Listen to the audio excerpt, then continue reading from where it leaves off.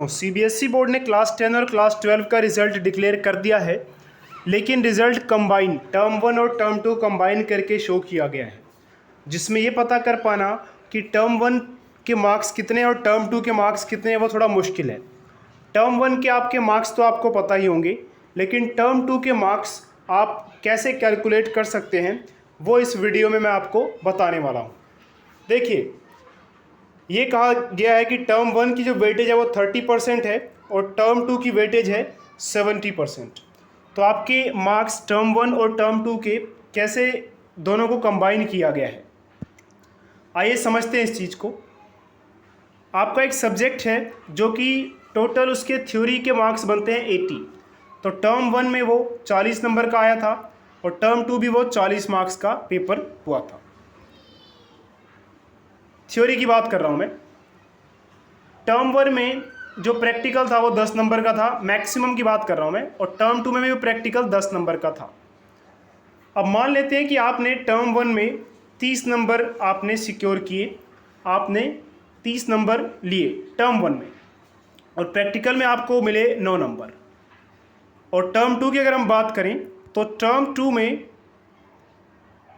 आपने मार्क्स लिए 20 थ्योरी में और 8 प्रैक्टिकल में, जैसा कि आप यहाँ देख पा रहे हैं। अब टोटल आपके मार्क्स कैसे कंबाइन किए गए हैं आइए देखते हैं। टर्म 1 में थ्योरी में आपने 30 नंबर लिए थे। सबसे पहले इसको आप डबल कर दीजिए, 30 का डबल 60। उसके बाद 30% ऑफ 60, 60 का 30% कितना बनेगा 18। ये कैसे आया, 30 मल्टीप्लाई 60 डिवाइड बाय 100, तो 18 आ जाएगा। तो आपके टर्म 1 के जो मार्क्स हो गए ना थ्योरी के, वो हो गए 18 नंबर। तो इस तरह से आपके टर्म 1 में 18 नंबर बने हैं अगर आप थ्योरी में 30 नंबर लेकर आए हैं तो। अब बात करते हैं टर्म 2 की। टर्म 2 में अगर आपके 20 नंबर बने हैं तो पहले उसको डबल कर दीजिए, यानी कि 40 हो गई। फिर उसका निकालना है आपको 70%। 70% कैसे निकलेगा, 70 मल्टीप्लाई 40 डिवाइड बाई 100, 28। यानी कि टर्म 2 के जो 20 नंबर है ना, वो यहाँ पे 28 नंबर का काम कर रहे हैं। आई बात समझ में। तो टर्म 2 का एक नंबर एक्चुअल में एक नंबर से ज़्यादा है, दो नंबर से ज़्यादा है। और टर्म 2 में अगर आपके 30 नंबर हैं तो वो 30 नंबर से ज़्यादा है।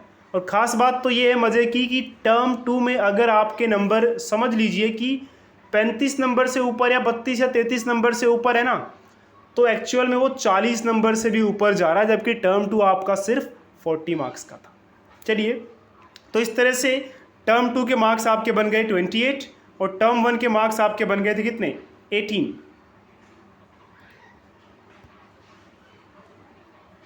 तो टोटल आपके मार्क्स हो गए 18 प्लस 28, थ्योरी में हो गए 46।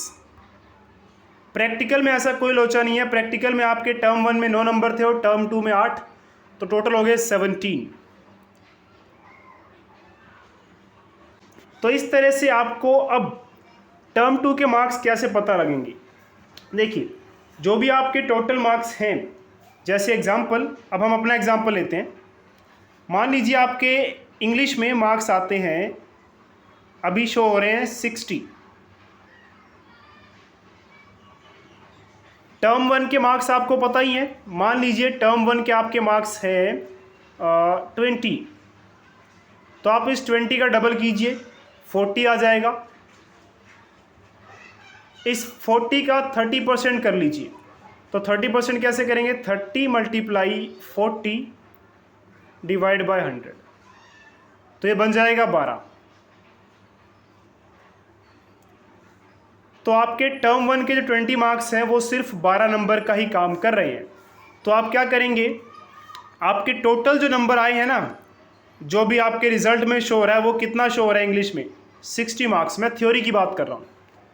टर्म 1 में आपके 20 मार्क्स थे और टर्म 1 में वो 20 मार्क्स सिर्फ 12 नंबर का काम कर रहे हैं। तो 60 में से आप एक काम कीजिए, 12 माइनस कर दीजिए, बचे क्या, 48। तो 48 नंबर जो हैं वो आपके टर्म 2 के हैं। और ये जो 48 है ये आपके टर्म 2 के एक्चुअल मार्क्स नहीं है, वो जो भी आपके एक्चुअल मार्क्स आए हैं उसका 70% है। तो टर्म 2 में आपके एक्चुअल मार्क्स 48 नहीं है। टर्म 2 में फिर आपके एक्चुअल मार्क्स कितने हैं?